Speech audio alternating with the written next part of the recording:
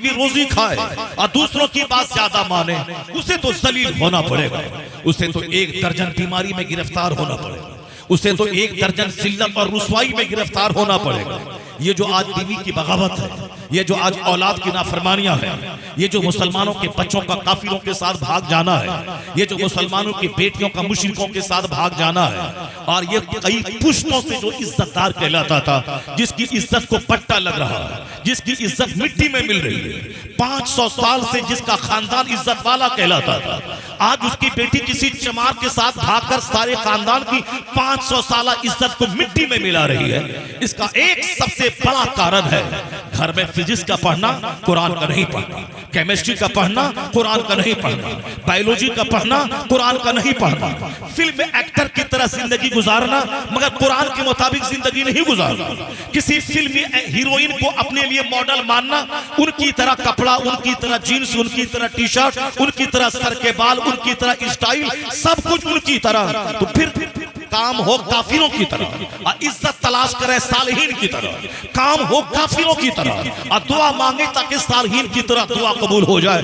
ऐसा नहीं होता इस दुनिया में कि अल्लाह की जमीन में रहे और काम शैतान का करे और अल्लाह रहमत हम पर नाजिल फरमा दे, ऐसा नहीं होता है। अल्लाह ने कहा रहमतें तुझ पर नाजिल होंगी, इख्तियार तुमको मिलेगा, तुम्हें बादशाहत मिलेगी, हुकूमत मिलेगी, मगर एक कंडीशन है, वला तहनु वला तहजनु व अंतुमुल आलाना इन कुंतुम मोमिनीन। अगर तुम मुसलमान बन के रहेगा तो इज्जत तेरे लिए, मुसलमान बन के रहेगा तो हुकूमत तेरे लिए, मुसलमान बन के रहेगा तो जन्नत वहां मिलेगी, जमीन की बादशाहत अल्लाह यहां अता फरमाएगा। अल्लाह ने शर्त रख दी है कि मेरी जमीन, मेरा आसमान, मेरी मिट्टी, मेरी आग, मेरी हवा, मेरा पानी, सब कुछ मेरा दिया, मैंने पैदा किया, मैं हूं तेरा खालिक, मैं हूं तेरा मालिक, मैंने तुझको पानी के एक नापाक कतरे से पैदा किया है, अब मैंने तेरे बदन में नाक नक्शा और सर से लेके पांव तक खूबसूरत पार्ट्स मैंने तुझको दिए हैं, फिर मैं दोबारा तुझको, मैं तेरी रूह निकालूंगा, मैं तुझको मारूंगा और फिर तू कब्र में दफन होगा, तेरी लाश सड़ेगी, फिर मैं दोबारा तुझको जिंदा करके मैं तुझसे हिसाब लूंगा। ये बता दे कि तूने आंख का कैसा इस्तेमाल किया, ये बता दे तूने जबान का क्या इस्तेमाल किया, ये बता दे तूने अपने पेट का क्या इस्तेमाल किया, ये बता दे जब पेट का लीवर तेरा अगर खराब हो जाए तो 40 लाख रुपए लगेंगे लीवर ट्रांसप्लांट कराने, अगर गुर्दा खराब हो जाए तो 50 करोड़ रुपए खर्च करने के बाद भी तू कोई दूसरा नया गुर्दा नहीं बन पाएगा, अगर तेरा अपना अजीज रिश्तेदार गुर्दा ना दे तो फिर तड़प तड़प के रहोगे, डायलिसिस में जब तक रहोगे उस वक्त तक फिर जिंदगी की भीख मांगते रहोगे। तो कितनी कीमती चीज है जो मैंने तुझको गुर्दा दिया, कितनी कीमती चीज है जो मैंने तुमको मैंने लीवर दिया, जिस लीवर में जितनी चीजें तुम डाल दो, पत्थर डाल दो वो पत्थर गल जाता है, जिसमें साहब तुम कोई भी चीज डाल दो, गोश्त डालो, मछली डालो, कुछ भी डालो, सब गल जाता है और गलने के बाद बदन में ब्लड बनता है। लेकिन अगर ब्लड बनने का सिस्टम गड़बड़ हो जाए तो फिर रोजाना तुम्हें ब्लड चढ़ाना पड़ेगा और सारी जिंदगी दूसरों से ब्लड की भीख मांगनी पड़ेगी। और मैंने ऐसा सिस्टम बनाया है कि तू मेरी दी हुई रोजी खा और फिर वहां से ब्लड बनेगा, फिर तेरी आंख काम करेगी, तेरी जबान काम करेगी, तेरा ब्रेन काम करेगा, तेरे हाथ काम करेंगे, तेरा पांव काम करेगा। सिर्फ पेशाब पाखाने का सिस्टम थोड़ा सा गड़बड़ हो जाए तो तेरा जीना मुश्किल हो जाए। अगर पेशाब में प्रोस्टेट में गड़बड़ी आ जाए तो फिर तेरे लिए जिंदगी का सारा सुख बेकार हो जाएगा। अगर घुटने और टखने में दर्द हो जाए तो फिर तेरा जीना मुश्किल होगा, तू खुदकुशी करने पे आमादा हो जाएगा कि मैं इस तरह जिंदा रहने से बेहतर है मैं जहर खा के मर जाऊं।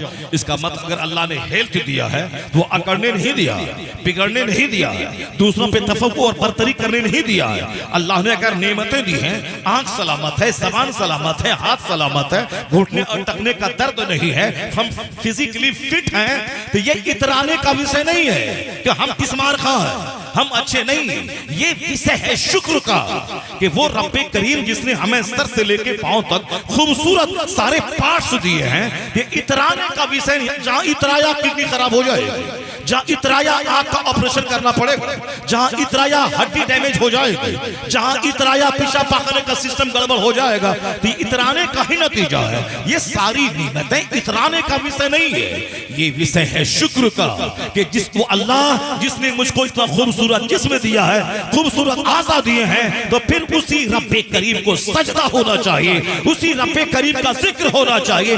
इलाही तेरा करोड़ों एहसान कि तूने मुझे खूबसूरत जिस्म दिया, दिया, खूबसूरत पास अता फरमाए। अल्लाह कहता है वला इन शकरतुम लाज़ीदन्नकुम, अगर तुमने मेरी नेमत का शुक्रिया अदा किया तो हम नेमत छीनेंगे नहीं, नेमत में इजाफा करते चले जाएंगे। वाला इन शकरतुम लाज़ीदन्नकुम, अगर तुमने मेरी नेमत का शुक्रिया अदा किया। जबान का शुक्र है कि जबान से अल्लाह का जिक्र करे, ब्रेन का शुक्र है कि ब्रेन में कोई गंदा प्लान नहीं बना, दिल का शुक्र यह है कि दिल जिंदा है तो सारा जिस्म जिंदा है, और दिल जहां मरा, दिल की हरकत जहां बंद हुई, सारे पार्ट्स आपके जवाब दे जाएंगे।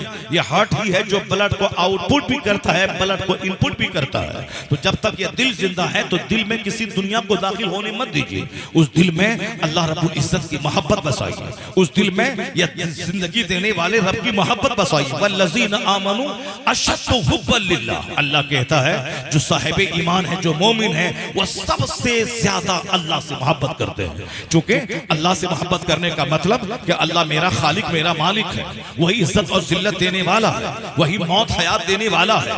उसी रब्बे करीम ने हमें कुरान करीम अता फरमाया, उसी रब्बे करीम ने हमें मुस्तफा जैसा रहनुमा रसूल, हमें पैगंबर अता फरमाया, उसी रब्बे करीम ने हमें काबा जैसा जबरदस्त किबला अता फरमाया, उसी रब्बे करीम ने हमें बीवी जैसी तस्कीन का सामान हमें अता फरमाया, वही रब्बे करीम जिसने औलाद जैसी दिलों की ठंडक हमारे लिए पैदा फरमाया। यानी जिस तरफ निगाहें दौड़ाएंगे हर तरफ अल्लाह की नेमतों के जलवे नजर आएंगे। तो एक अक्लमंद वो है जो इन नेमतों को देखने के बाद जब वह बाग देखे तो गुरूर नहीं करे, सजदा करे, जब वह पहाड़ देखे बुराई नहीं करे, सजदा करे, जब वह औलाद को देखे घमंड नहीं करे, खुदा को सजदा करे, जब वह बीवी से सुकून पाए घमंड नहीं करे, खुदा को सजदा करे, जब वह 10 रोटी खा के पचा ले गुरूर नहीं करे, खुदा को सजदा करे, जब वह हाथ पांव लेकर कारोबार 16 घंटे दुकान में रह के कारोबार करे तो घमंड नहीं बल्कि उस अल्लाह का शुक्र बजा लाए जिसने हमें आंख दिया, जिसने हमें हाथ काम करने के लिए दिया, हमें पांव चलने के लिए दिया। यानी हर तरफ जो नेमतों की बहारें हैं जिसके बारे में अल्लाह कहता है वइन तउद्दू निअमतल्लाहि ला तुहसूहा, अगर तुम अल्लाह की नेमतों को गिनना चाहोगे तो गिन नहीं पाओगे, बेशुमार नेमत है। जब बंदा 5 वक्त सजदे में सर झुका देता है तो वह एतराफ करता है मालिक मैं बंदा हूं, तू मेरा खुदा है, मैं आजिज हूं, तू मुख्तार है, मैं मोहताज हूं, तू गनी है, मैं जीरो हूं, तू सब कुछ है। जब इतना बंदा कहता है तो अल्लाह कहता है तूने पेशानी मेरे लिए झुका दिया है, अब मैं तुझे सेहत दूंगा, अब मैं तुझे इज्जत दूंगा, अब मरने के बाद तुझे मैं अपनी जन्नत में जगह अता करूंगा। और जब यह बंदा इतराने लगता है, जब यह बंदा आंख पे घमंड, चेहरे पे घमंड, औलाद पे घमंड, बीवी पे घमंड, मकान पे घमंड, जवानी पे घमंड, दौलतों पे घमंड करता है, आग तो वहां तैयार है जहन्नम में। इस दुनिया में अल्लाह नेमतों को छीन के तड़पा के बंदों को बता देता है कि नेमतों की कद्र क्या है। और तुम जो तिस्मारखा बनते हो कि हमको खुद से अपना हक मिल गया है, ऐसा नहीं है। जब अल्लाह तबारक व तआला सांस लेने की तंगी देता है, जो आराम से बंदा ऑक्सीजन में सांस ले रहा था, लेकिन जब अल्लाह रब्बुल इज्जत सांस की बीमारी देता है, जब बंदा ऑक्सीजन पे चला जाता है, जब बंदा वेंटिलेशन पे रहता है, उस वक्त ये सांस नहीं ले सकता है। सभाओं का चेहरा देखता है जिसके सामने अपने 2-4 ट्रक पे घमंड किया था, अपने 2-4 फॉर्च्यूनर पे घमंड किया था, अपने 2-4 छोटे से ईंट और पत्थर के मकान पे घमंड किया था। जब उसको वेंटिलेशन पे डाल देता है, जब वो सभाओं का चेहरा देखता है और कुछ बोल नहीं पाता है, उसका सारा गुरूर चूर हो जाता है।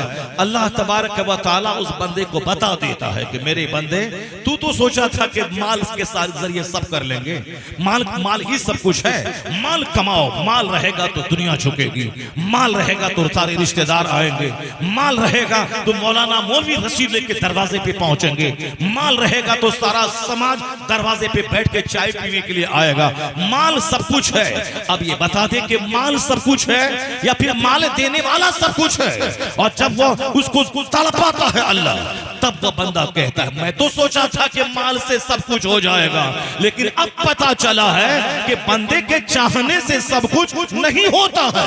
वही होता है जो मंजूर खुदा होता है, वही होता है जो रब्बे करीम चाहता है। तो अल्लाह ताला गुरूर तोड़ देता है। हजरत उमर फारूक आज़म रज़ी अल्लाह ताला अन्हु फरमाते हैं, क्या फरमाते हैं, मन तवाज़ा लिल्लाह रफ़अहुल्लाह, जो अल्लाह के लिए झुक जाता है, जो अल्लाह के लिए सॉफ्ट हो जाता है, जो अल्लाह के लिए नर्म हो जाता है, जो अल्लाह तबारक व तआला के लिए अपने आप को लोगों से छोटा समझता है, तो अल्लाह ताला उसको बुलंद कर देता है, उसको अल्लाह ताला उसको इज्जतों से नवाजता है। लेकिन जो अपने मन में बड़ा बनता है, उमर फारूक आजम फरमाते हैं, मैंने हुजूर को कहते हुए सुना, ये मिशकात शरीफ की हदीस में आया है कि जो अपने मन में बड़ा बनता है तो अल्लाह ताला लोगों की निगाहों में उसे खिंजीर और कुत्ते से बदतर बना देता है। लोगों की आयुनी नास in the site of people, लोगों की निगाहों में उसे कुत्ते और खिंजीर से बदतर बना देता है। आज सारी दुनिया में जो आग लगी है, कहीं कोरोना की आग, कहीं सुनामी की आग, कहीं साथ इख्तलाफ की आग, कहीं इंतशार की आग, कहीं औलाद की नाफरमानी की आग, सारी दुनिया आग में झुलस रही है। भले ही वो आज खा पी के आराम से सो जाए, लेकिन दिमाग में आग लगी है। फिक्र की एक ऐसी आग लगी हुई है। आज मालदार है, कल अगर कारोबार ठप हो गया तो क्या होगा? मालदार है, माल है, मगर औलाद की सेहत नहीं है। औलाद सेहतमंद है मगर बीवी की बगावत है, सब कुछ ठीक है मगर पड़ोसी की दुश्मनी है। सारी दुनिया में लगी है आग। क्यों नहीं आग लगेगी? अल्लाह का कलाम है कुरान, वो पढ़ता नहीं। लोग साफ अखबार पढ़ रहे हैं, दैनिक जागरण पढ़ रहे हैं, द टाइम्स ऑफ इंडिया पढ़ रहे हैं, हिंदुस्तान पढ़ रहे हैं, फिजिक्स केमिस्ट्री बायोलॉजी 2 पैसा कमाने के लिए पढ़ रहे हैं, अंग्रेजी साहित्य और संस्कृत 2 पैसा कमाने के लिए पढ़ रहे हैं। साहब अपने वतन से बेवतन होकर 2 पैसा कमाने के लिए, MBBS डॉक्टर बनने के लिए जमीन बेचकर बच्चों को पढ़ा रहे हैं, और सारी जिंदगी 2 पैसा कमा के खाने पीने के लिए उन्होंने नमाजें छोड़ दी, उन्होंने रात की नींद कुर्बान कर दी, उन्होंने साहब रमजान का रोजा छोड़ दिया, उन्होंने कानून हया और पर्दा को तार तार कर दिया। जींस टी शर्ट पहन के गैर मर्दों को दावतें ज़िना देकर ये MBBS डॉक्टर बनने जा रही है, ये ITI सेक्टर में जा रही है ताकि 2 पैसा कमाओ, नौकरी मिले, 2-4-10 साल कमा के खाओ पियो, उसके बाद मरने के बाद कब्रिस्तान जाके सड़ जाओ। यानी 2 रोटी की खातिर साहब नीम बरहना लिबास, 2 रोटी की खातिर रात रात भर मेहनतें, 2 रोटी की खातिर वतन से बेवतन होना। और जो मकसद हयात है, जिस काम के लिए मैं पैदा हुआ हूं, जिसके लिए अल्लाह ने सारी चीजें पैदा की है, वो मकसद हयात की कोई फिक्र नहीं है। मकसद हयात यही है कि जमीन तुम्हारे लिए, आसमान तुम्हारे लिए, सूरज और चांद तेरे लिए है, ताकि रात की वहशत दूर हो, चांद बनाया, दिन का उजाला ताकि काम काज करो, अल्लाह ने सूरज बनाया। तुम्हें अल्लाह ने जमीन से फसलें पैदा करके खाने के लिए दिया, अल्लाह ने चावल दिया, अल्लाह ने रोटी दी, अल्लाह ने फ्रूट्स दिए, अल्लाह ने वेजिटेबल्स दी, अल्लाह ने सवारी के लिए जानवर दिए, अल्लाह ने तेरे गोश्त के लिए समंदर की मछलियां दे दी, परिंदे दे दिए, जानवर तुझको दे दिए ताकि इनकी पीठ पर सवारी का काम ले, और जरूरतन इसको ज़बह करके तू पर इसका तो गोश्त खा ले, ये इसके थन का दूध तू पी ले, जानवरों के थनों का दूध, ये जानवरों का गोश्त, ये मछली समंदर का गोश्त, ये सारी चीजें हमारे लिए। अल्लाह नहीं खाता, अल्लाह के फरिश्ते नहीं खाते हैं, ये तुम्हारे लिए है। तेरी तबीयत में है तगय्युर पसंदी, यानी बदल बदल कर चेंजिंग फॉन्डिंग तेरी तबीयत है कि रोटी, सिर्फ रोटी नहीं, चावल भी चाहिए, चावल ही नहीं, चावल के 10 आइटम चाहिए, सिर्फ रोटी नहीं, रोटी के 50 आइटम चाहिए, सिर्फ एक सब्जी आलू नहीं, हमें सीजनल सब वेजिटेबल चाहिए। ये बैगन तेरे लिए, ये खीरा तेरे लिए, ये ककड़ी तेरे लिए, ये अदरक तेरे लिए, ये लहसुन तेरे लिए, ये किसकी ना अल्लाह खाता है ना अल्लाह का फरिश्ता खाता है, ये सब कुछ तेरे लिए है ताकि तुम अलग अलग चीजें खाओ। कभी आलू खाओ, कभी बैगन खाओ, कभी सीम खाओ, कभी मटर खाओ, कभी दाल खाओ, कभी गोश्त खाओ, कभी मछली खाओ, कभी तुम सेब खाओ, कभी संतरा खाओ, कभी अनार खाओ, कभी केला खाओ, कभी आम खाओ, कभी अमरूद खाओ, कभी नाशपाती खाओ। ये सारे फ्रूट लाजवाब है। नाशपाती का जवाब नहीं है, अनार का जवाब नहीं है, सेब का जवाब नहीं है, सेब का केला का जवाब नहीं है। कैल्शियम का भंडार है केला, लीवर के लिए जबरदस्त, लीवर को इन्फेक्शन से बचाने की एक शानदार चीज है सेब और संतरा। ये अनार, एक अनार 100 बीमार, एक अनार 7 बीमारों का जबरदस्त इलाज है। यानी लीवर को स्ट्रॉन्ग करने, ब्लड को बनाने में अनार का जबरदस्त रोल है। ये अनार लाजवाब, सेब लाजवाब, नाशपाती लाजवाब, अमरूद लाजवाब, पपीता लाजवाब, जो विटामिन का खजाना है। ये अल्लाह नहीं खाता है, अल्लाह का फरिश्ता नहीं खाता है। किसके लिए अल्लाह ने बनाया। ये सारी चीजें ये जनाबे इंसान के लिए अल्लाह ने पैदा किया कि तुम सीजनल फ्रूट खाओ, तुम वेजिटेबल खाओ, और कभी ड्राई फ्रूट खाओ, पिस्ता खाओ, काजू खाओ, किशमिश खाओ। ये ड्राई फ्रूट है, ये सीजनल फ्रूट है, ये एनुअल सब्जी है, ये सीजनल सब्जी है, सब तेरे लिए है, सब तुम खाओ। जब माँ की गोद में रहो तो माँ की छाती का दूध तेरे लिए है, और जब 2 साल के बाद दूध हराम हो जाए तो फिर ये जानवर भैंस का दूध तेरे लिए है या बकरी का दूध तेरे लिए है। 2 साल तक माँ का दूध पियो, और 2 साल के बाद 80 साल के बुढ़ापे तक ये गाय का दूध पियो या भैंस का दूध पियो, ताकि तेरी हड्डी मजबूत होगी। अल्लाह ने क्यों ऐसा किया कि एक गाय घास खाती है, घास खाने के बाद एक तरफ पखाना निकलता है, एक तरफ पेशाब निकलता है, एक तरफ गोबर निकलता है, उसी के बीच से अल्लाह साफ शफाफ सेहत बख्श दूध निकालता है। साइंसदानों ने आज रिसर्च किया है यह दूध कहां से निकलता है। साइंसदानों ने रिसर्च किया, यह दूध निकलता है खून के बीच से, यह दूध निकलता है घास गोबर के बीच से।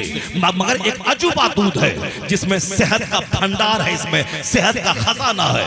और यह दूध में न गोबर की लाली है और न इसमें न खून की लाली है, न गोबर का पीलापन, गोबर की बदबू है, और निकलता है उसी दोनों के बीच से। ये निज़ाम कुदरत है जो इंसान के लिए अल्लाह ने जबरदस्त सामान पैदा किया है। मगर कुरान करीम ने क्या कहा? कुरान कहता है व इन्न लकुम फिल अनआमि लइब्रा नुस्कीकुम मिम्मा फी बुतूनिही मिन बैनि फरसिन व दमिन लबनन खालिसन साइगन लिशारिबीन। अल्लाह कहता है ए इंसान, तुम्हारे लिए इन जानवरों में आंख खुलने की बात है। Undoubtedly for you are tokens, तुम्हारे लिए इस जानवरों में आंख खुलने की बात है। ऐसा नहीं खाया पिया पखाना किया और मर गया, मरदूद कब्र में जाके सड़ गया, इसीलिए हम पैदा हुए हैं। नहीं, कुरान करीम कहता है मैंने तुझको अक्ल दी है ताकि तुम कुरान की आयतों में गौर करो, कायनात में गौर करो, जमीन आसमान पे गौर करो, फिर देखो कि मेरे रब्बे करीम ने कैसा अजूबा कायनात पैदा किया है, मेरे रब्बे करीम ने किस कदर अजूबा दुनिया पैदा की है। जब इस पर गौर करोगे तो फिर घमंड मिटेगा, पेशानी जमीन पे टिक जाएगी, जबान पे दुनिया का जिक्र नहीं, दुनिया बनाने वाले का जिक्र होगा। ये जो आज इंसान गुरूर का पुतला है, शैतानत का पुतला है, शरारत का पुतला है, ज़िना आज दुनिया में चरम सीमा पे है, शराब चरम सीमा पे है। लोग दूध छोड़कर शराब पी रहे हैं, अपनी बीवी छोड़कर ज़िना कर रहे हैं। जवान जवान बेटा साहब दूसरे गर्लफ्रेंड के साथ, जवान बेटियां दूसरे बॉयफ्रेंड के साथ, जवान बाप दूसरी औरत के साथ, जवान माँ दूसरे मर्द के साथ। ये 50 करोड़ का जो घर बनाया है, ये घर बनाया है कि तवाइफ का कोठा बनाया है कि जिसमें जवान बेटा अलग चैटिंग करे, जवान बेटी अलग चैटिंग करे। ये दुनिया को लोगों ने ज़िना से भर दिया है, दुनिया को लोगों ने शराब से भर दिया है, और ज़िना को बढ़ावा देने के लिए वह चुस्त लिबास। साहब मुरादाबाद चले जाए, मर्दों के लिए कुर्ता पायजामा की दुकानें मिल रही है, हर तरफ औरतों की दुकानें सजी हुई है, यानी नीम बरहना लिबास, मार्केट आबाद है, मर्दों का कपड़ा नहीं मिलता, हर तरफ औरतों के कपड़े हैं। शादी ब्याह में मर्द बेचारा आया है सफेद तौलिया डालकर और सफेद लुंगी सफेद कुर्ता पहनकर, ये औरतें आई है साफ सर्क वर्क लिबास पहनकर। लिबास पहनने के बावजूद इनकी गर्दन खुली, इनके हाथ खुले, इनका सारा जिस्म लिबास पहनने के बावजूद नंगा। अब बताएं अगर वहां ज़िना हो जाए इसका कसूरवार कौन है? अगर औरतों की आबरू लूटी जाए इसका जिम्मेदार कौन है? अगर 10 दरिंदे इसको किडनैप करें और 10 बारी से ज़िना करें और फिर औरत को ज़बह करके 50 टुकड़ों में नदी में डाल दें, इसका जिम्मेदार कौन है? इसका जिम्मेदार है वो, इसका जिम्मेदार है चुस्त लिबास, इसका जिम्मेदार है बेपर्दगी, इसका जिम्मेदार है बेहयाई, इसका जिम्मेदार है मर्द औरत दोनों का आपस में इख्तिलाफ। ये साहब फैशन के नाम पे मर्द बेचारा लुंगी कुर्ता तौलिया पहने हुआ है, और इस तरफ साहब लिबास के अंबार लगे हैं जो है पर्दे की चीज, हमने उसको घर से बाहर निकाला, जिसके बारे में अल्लाह कहता है तरना फी बयूतिकुन्ना वला तबर्रजना तबर्रुजल जाहिलिया। जो हमारा पैदा करने वाला है, वो पैदा करने वाला खुदा क्या कहता है? ए औरतों तुम घर में ठहरी रहो, आवारा औरतों की तरह मारे मत फिरती रहो, दौरे जाहिलियत की खातून की तरह तू पर्दे में रहो। अल्लाह पैदा करने वाला कुछ कह रहा, और हमने अपने जवान बेटियों को साथ लेके शादी ब्याह की महफिलों को ज़िना की महफिलों में तब्दील कर दिया। और कल अगर अल्लाह का अज़ाब नाज़िल हो कोरोना की सूरत में, ये भागेंगे अल्लाह कहाँ है, रसूलुल्लाह कहाँ है, गौसे आज़म कहाँ है? बुजुर्गों ने कहा है मत बोल अल्लाह कहाँ है, मत बोल रसूलुल्लाह कहाँ है, या बोल के तू कहाँ खड़ा है, तेरी तहजीब कहाँ है, तेरा कल्चर कहाँ है? तू बदल गया तो फिर तू ज़हमतों में पड़ गया। आज भी आवाज आ रही है, तू बदल जा, अपना किरदार बदल ले, अपना कैरेक्टर बदल ले, तू सच्चा मोहम्मदी बन जा। और तू हाथ नहीं भी उठाएगा तो अल्लाह तुझ पर रहमतों की बारिश फरमा देगा कि मोहम्मद से वफा तूने तो हम तेरे हैं, ये जहां चीज है क्या लौहो कलम तेरे, सारी चीजें तुम्हारे लिए। सिर्फ दुनिया ने आज तरक्की में जिना दिया है, जिनाकारी। सिर्फ दुनिया ने शराब नोशी दिया है, सिर्फ दुनिया ने हराम खोरी दिया है, सिर्फ दुनिया ने सूद को बढ़ाया है, दुनिया ने धोखा को बढ़ाया है। दुनिया ने इस दुनिया को तरह तरह के खुराफात वाहियात का अड्डा बना दिया है, जबकि सारी नेमतें अपनी तरफ मुतवज्जह कर रही है। यह तमाम फल फ्रूट्स तुम्हारे लिए है, यह दूध तुम्हारे लिए है, यह दूध निकालने का फॉर्मूला अल्लाह कहता है हमने तुझको कहां से दिया है तो तुम्हें मालूम है। नुस्कीकुम मिम्मा फी बुतूनिही मिन बैन फरसियों व दमिन लबनन खालिसन साइगन लिशारिबिन। बस सिर्फ कुरान पाक को हटना है, मखारिज की अदायगी से पढ़ना है, तीर की तरह बिल्कुल सीधा करना है। बाकी कुरान करीम क्या कह रहा है, कुरान करीम में है क्या मानी का भंडार, उसकी तरफ कोई तवज्जो नहीं है, सिर्फ जाहिर संवारना है। इस्लाम जोर देता है जाहिर पर ज्यादा से ज्यादा बातिल के संवारने पर। कुरान पाक मखारिज की अदायगी से पढ़ना जरूरी है, मगर उससे 99% ज्यादा जरूरी है कि कुरान पाक में जो कुछ है उसको समझा जाए, कुरान पाक की तालीमात पर अमल किया जाए। सिर्फ हाफिज बनने में कोई उतनी बड़ी क्वालिटी नहीं है, वो क्वालिटी है कि कुरान पाक को रट लिया, वह देख के नहीं बिन देखे पढ़ रहा है, लेकिन बिन या देख के पढ़ रहा है या बिन देखे पढ़ रहा है। फिर इसमें क्या कौन सी क्वालिटी हो गई, वह देख के पढ़ रहा है ये बिन देखे पढ़ रहा है। लेकिन कुरान पाक बिन देखे पढ़ने से ज्यादा देखकर जो पढ़ेगा उसको डबल सवाब मिलेगा। यानी आंख भी उसको देख रही है, जबान उसको पढ़ रही है, उसको देखने वाले को डबल सवाब मिलेगा। तो बिन देखे पढ़ना ये कुरान पाक की हिफाजत का एक जरिया है, लेकिन क़यामत की निशानी है। आखिर जमाने में उलमा कराम नहीं मिलेंगे, एक आलिम की तलाश में बंदा मोटा ताजा जानवर लेके निकलेगा, उसका जानवर दुबला पतला हो जाएगा। एक फकीह नहीं मिलेगा, एक मुत्तकी आलिम नहीं मिलेगा। दो बंदा आपस में लड़ेगा, उसका फैसला करने वाला कोई कानूनी विरासत का जानकार आलिम नहीं मिलेगा। इल्म दुनिया से उठा लिया जाएगा, युरफाउल इल्म। और फिर क्या होगा, कीड़े मकोड़े की तरह कुर्रा फैल जाएंगे, कीड़े मकोड़े की तरह हर तरफ हुफाज फैल जाएंगे, जो बगैर समझे मुझे कुरान पाक रटेंगे और कुरान पाक समझेंगे नहीं, कीड़े मकोड़ों की तरह दुनिया में फैल जाएंगे। आज हर तरफ यहाँ 10 हाफिज, वहाँ 20 हाफिज, वहाँ 5 हाफिज, वहाँ 4 हाफिज, वहाँ 3 हाफिज, यानी हर तरफ कीड़े मकोड़े की तरह। अब कुरान पाक रट लिया, फिर सारी जिंदगी दुकान में काम करने लगे। अगले वाले रमजान से बोला मेरे सीने में दर्द हो रहा है, अब नहीं पढ़ना, बस से पगड़ी लपेट लिया, हाफिजी का एक टाइटल लग गया। उसके बाद चाहे वह कुरान पाक भूल जाए, कुरान पाक नहीं समझे, कुरान पाक रटना, कुरान पाक समझना, कुरान पाक पे अमल करना, तब उसकी फजीलत आई है। मन क़रअल कुरान व अमीला बिमा फी, जिसने कुरान पढ़ा और जो कुछ कुरान में है उस पर अमल किया, फअहल्ला हलालहु व हर्रमा हरामहु, जिसने कुरान के हलाल को हलाल जाना, कुरान के हराम को हराम समझा, तब उसके माँ बाप को वो इज्जतों का ताज पहनाया जाएगा। उल्बिसा वालिदाहु ताजन यौमल क़यामा ज़ाहु अहसनु मिन ज़ाई शम्स फी बुयूतिकुमुद दुनिया। तब फरमाते हैं सरकार, उनके माँ बाप को वो इज्जतों का ताज पहनाया जाएगा जिसकी चमक के सामने दुनिया के सूरज की रोशनी फीकी पड़ जाएगी।